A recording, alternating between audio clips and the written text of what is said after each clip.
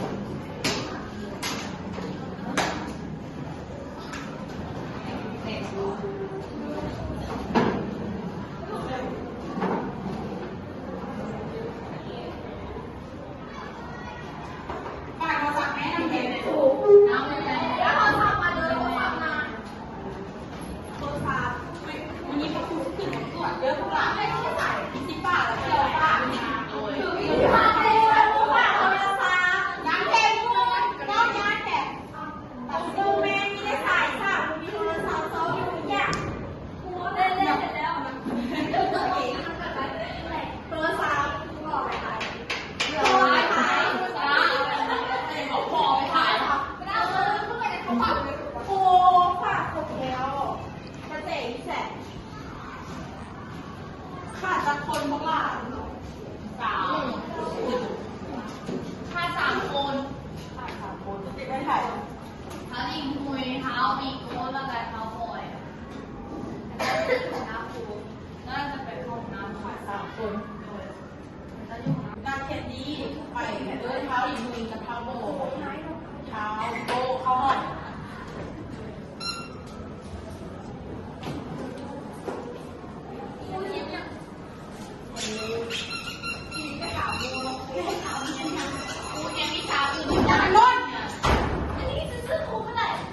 มันผมอุ้ยมึงไม่อยากที่บอกมันผมกูได้ใจกูมากูเราบอกนานนะจะไล่สดหลาย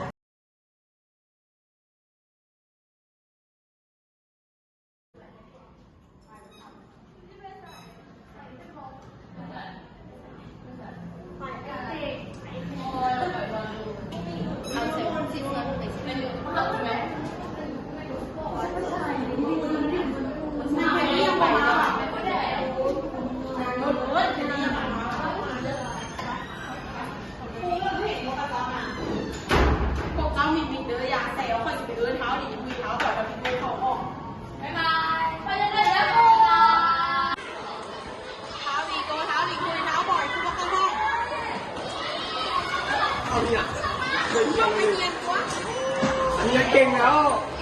เรียนไปเรื่อยอ่ะ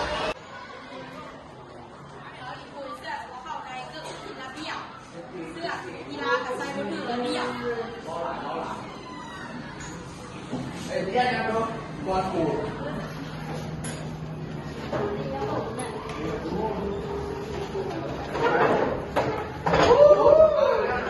ใส่ยัด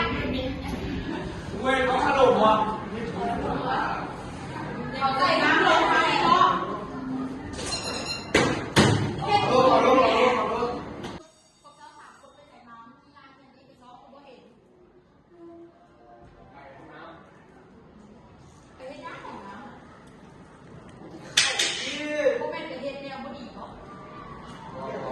น้ำปูน้ำเกี่ยว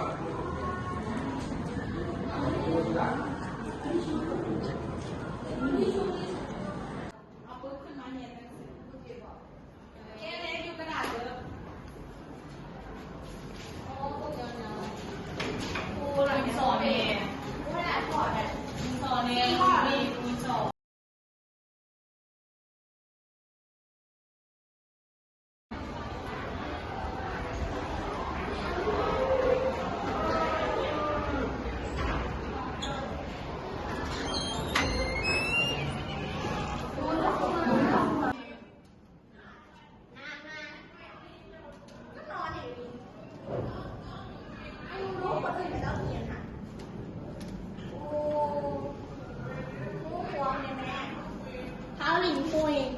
กระเป๋า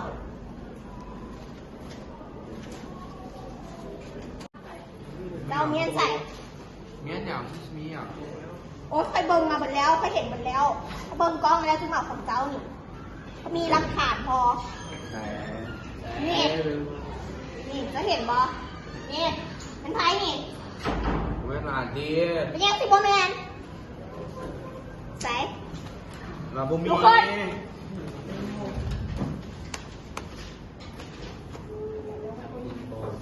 ใส่สามเชี่ยวของเจ้าเนี่ยเขาเบิ่งกล้องมาหมดแล้วหญิงสิบมีเครื่องไม่ใส่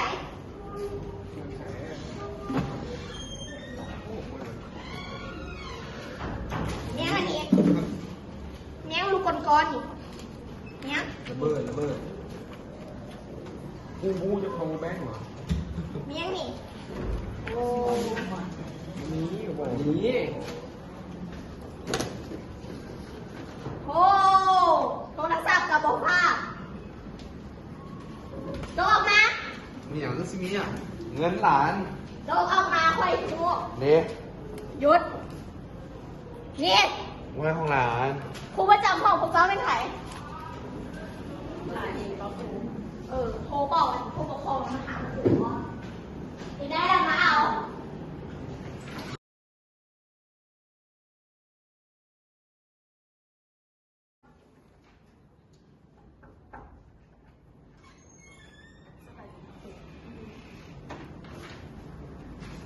นั่งมาได้มือเครื่องเลย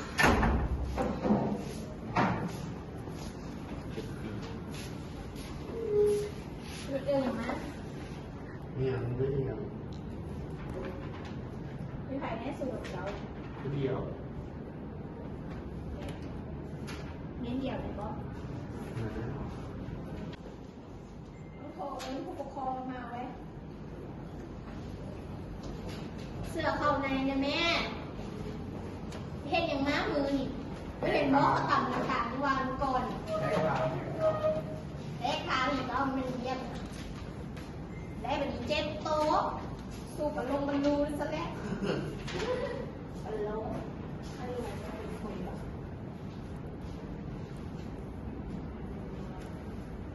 น้องบอกแล้วเข้ามามีไปเยอะสะดวกการบอก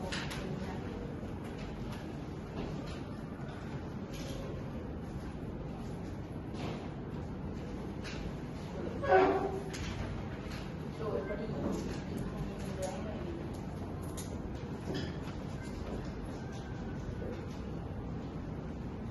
แม่ถึงดูสะดวกก่อน12 โมงแค่ได้เจ้า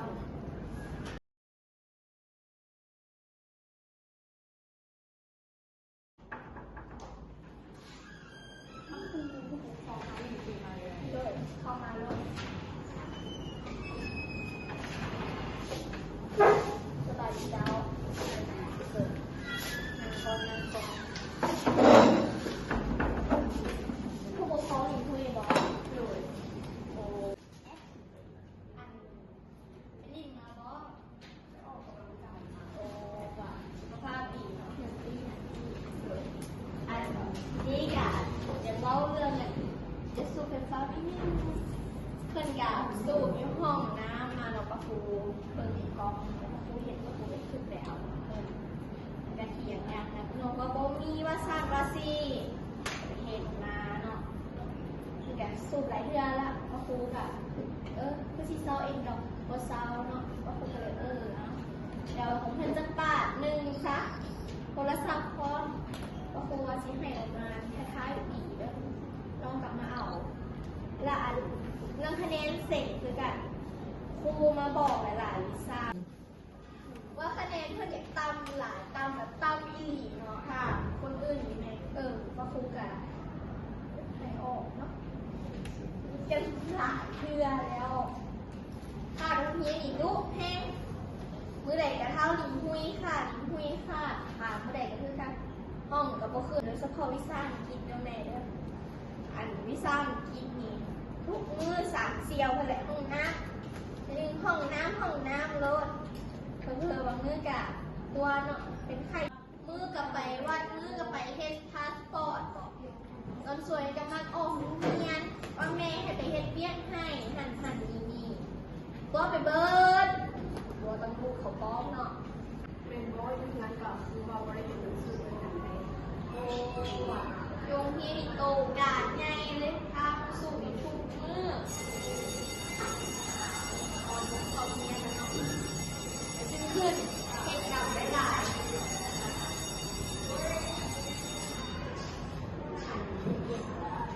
เขาพูดอะแล้วก็แหละเรื่องช่วยแหละแม่คนละสุดเลยสิฮายล่ะก็คงจะยืมมาหลายเดือนแล้วก่อนอย่างตอนนี้เนาะเก็บคนดีเนาะเรียนอยู่แล้วคะแนนต่อนี้ว่าซา6.7 เนาะนี่คือมันเก็บเงินอยู่เนาะแค่ถึงเรียนแต่ว่ามาเข้ามาสร้างทุกมื้อพออ้างโทษหลาย บ้านไก่บ้านไก่ มือเงินใหม่มือเงินเก่าเนี่ยมืออันนี้จะว่าเป็นมวยการเรียนรุ่นสุดท้ายเนาะภาคกะเริ่มจะมันจัดไปเนาะจะสอบคิดซักหรือว่าเดือนนี้จะได้ไทยถึงวันเสาร์มีจะว่าเพื่อนเรียนก่อนเนาะมีมาพูดกันให้เสร็จเพื่อนเรียนสอบแล้วเนาะท้ายปีเนาะเป็นเรียนรอบเดียวรอบประมาณก่อน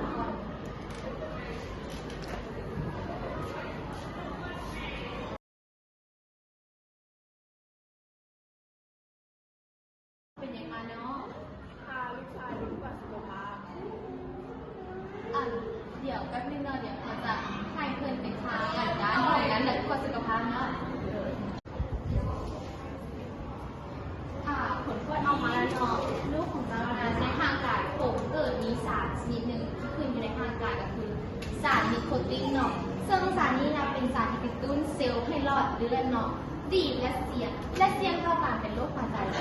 ะหลอดเลือดในสมองอักเสบเนาะซึ่งยาสูบไฟฟ้านี้ที่เราสูบเข้าไปในร่างกายเนาะมันจะมีผลทั้งผลระยะยาวและผลระยะสั้นเนาะระยะยาวที่เราสูบไปเนาะก็จะเป็นอาจจะเห็นให้เป็นพยาธิหลอดลมอุดตันได้เนาะแรงถ้าสูบไปหลายโพรงเนาะที่อยู่ในร่างกายนั้นมีการเกิดว่าเห็นให้เป็นเซลล์ที่คุ้มกันปอดเนาะอ่อนแอลงมีวิธีแก้อยู่แล้วเนาะซึ่งต้องใช้เวลารักษายาสูบไฟฟ้านี้เนาะมันจะมีสารนิโคตินอยู่แล้วเป็นส่วนประกอบที่ให้สารที่ให้เขาเกิดมีอาการอักเสบเนาะเมื่อเคยสูบแล้วห่างกายก็จะลุ้นเคยเนาะซึ่งแต่ถ้าหยุดเมื่อไหร่ห่างกายเนาะก็จะมีการปินตัวและให้ห่างกายก็เป็นปกติได้คือเก่าซึ่งถ้าเพิ่นหยุดเมื่อไหร่เนาะเพิ่นต้องหยุดด้วยหัวใจของเพิ่นอยากจะหยุดเมื่อเวลาหยุดแล้วก็จะกลับไปสูบอีกมันก็จะให้หลอดเลือดเนาะที่อยู่ในเซลล์ห่างกายเราก็จะให้หลอดเลือดกลับมาตีได้คือเก่าฉะนั้นการลดทอนให้การเป็นมะเร็งลดค่านี้เนาะก็คือหมออยากแนะนำให้เพิ่นถ้าเราอยากสูบในวันคืนเนาะน้องโทรหาดูคอมาไหม